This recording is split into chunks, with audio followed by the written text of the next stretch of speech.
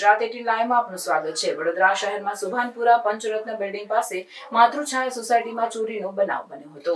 વડોદરા શહેરમાં વારંવાર ચોરીના બનાવ બનતા હોય છે, ત્યારે વધુ એક ચોરીનો બનાવ બન્યો હતો। સુભાનપુરા વિસ્તારમાં આવેલ માતૃછાયા સોસાયટીમાં જે બંધ મકાનમાં ચોરીની ઘટના સર્જાઈ, ત્યારે માતૃછાયા સોસાયટીના સ્થાનિકોએ જણાવ્યું હતું કે અગાઉ પણ ચોરીની ઘટના સર્જાઈ હતી। ત્યારે પોલીસ પેટ્રોલિંગ પણ સવાલો ઊભા થાય છે। જોવાનું રહ્યું કે લોક ટોળા પાસ કરેલી ચોકીની સામે ની સોસાયટીમાં વધુ એક વખત ચોરીની ઘટના સર્જાઈ હતી, જેના પગલે સુભાનપુરા વિસ્તારમાં આવેલી માતૃછાયા સોસાયટીના સ્થાનિક રહેવાસી દ્વારા જણાવ્યું હતું કે અમારે રાત્રિના સમય નાઇટ કરવી પડે છે।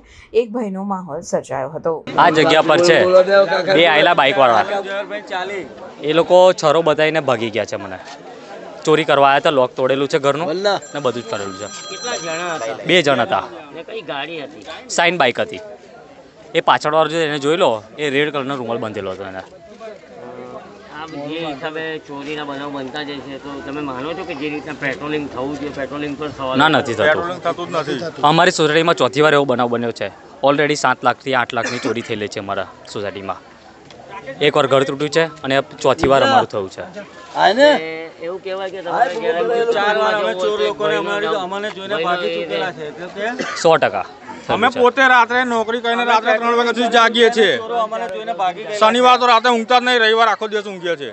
રજા બી સીધી રીતે એન્જોય નહીં કરી શકતા। તમારું કેટલા વર્ષ થયા તમારો આ પ્રોબ્લેમ થયો? 1 વર્ષ થયું મારી કમ્પ્લેન। એક હજુ નિકાલ આવ્યો કશું? ના, નહીં આવ્યો। સુભાનપુરા માતૃછાયા કોલોની પંચાયત એપાર્ટમેન્ટ પાસે, અમૂલ એપાર્ટમેન્ટની સામે લોક તૂટ્યું છે અને ચોર આવીને લોક તોડ્યું છે। તિજોરી તોડી છે, બહારથી લોક તોડ્યું છે। સેમ મારા ઘરમાં જે બન્યું હતું સેમ એ જ પેટર્ન છે, બીજું કંઈ છે નહીં। પણ ઘરમાં કોઈ હતું ને, ઘરમાં પણ કશું કંઈ છે કે નહીં, શું છે ખબર નહીં। જે પ્રમાણે મારા ઘરમાં ઘટના ઘટી હતી એ પ્રમાણે છે।